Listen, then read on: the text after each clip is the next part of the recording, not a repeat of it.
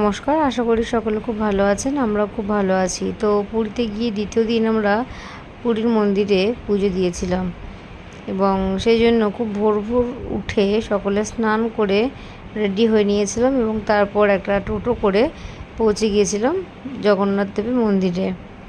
এবং যেহেতু আগের দিনকে আমাদের হোটেলের মারফতই একজন পান্ডার সাথে কথা বলা ছিল, তো সেই জন্য খুব একটা অসুবিধা হয়নি।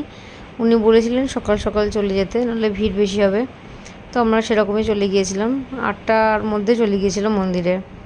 তো ওখানে গিয়ে আমরা সব কিছুতে জমা দিতে হয়েছিল। প্রথমে জুতো, ফোন, ব্যাগ সব জমা দিয়ে পুজো দিয়ে নিয়েছিলাম এবং তারপরে ওখানে মন্দির প্রাঙ্গণটা ভালো করে ঘুরে দেখলাম এবং কিছু ফটো তুলে আবার চলে আসলাম হোটেলে। এবং হোটেলে আসার পরে আমরা একটু সি বিচেও গিয়েছিলাম, তো সেই ক্লিপগুলো নেই।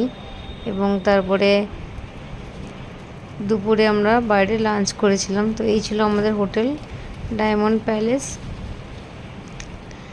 এবং লাঞ্চ করার পরে আমরা আবার চলে গিয়েছিলাম কিছু সাইট সিন দেখার জন্য। তো প্রথমে আমরা গিয়েছিলাম এখানে বিপত্তারিণী মন্দিরে এবং তারপরে আরও একটা মন্দিরে গিয়েছিলাম, এই যে এই মন্দিরে শ্রী গৌর বিহার আশ্রম। এবং এরকম আরও অনেক বেশ কয়েক জায়গাতেই গিয়েছিলাম, তো সব জায়গায় ক্লিপ আমি ফোনে নেওয়া ছিল না। এবং তারপর রাত্রে আবার সি বিচে এসে একটু মার্কেট যে বসেছিল ওখানে একটু কেনাকাটা করছিল মায়েরা, কেননা সব বাড়িতেই তো কোথাও না কোথাও গেলে কিছু না কিছু কেনাকাটা থাকেই, আত্মীয় স্বজনদের জন্য, বন্ধু বান্ধবদের জন্য। তো তার সঙ্গে এখানে এই যে গরম গরম যে লঙ্কার চপ, এটা যে কি টেস্টি ছিল, দারুণ ছিল।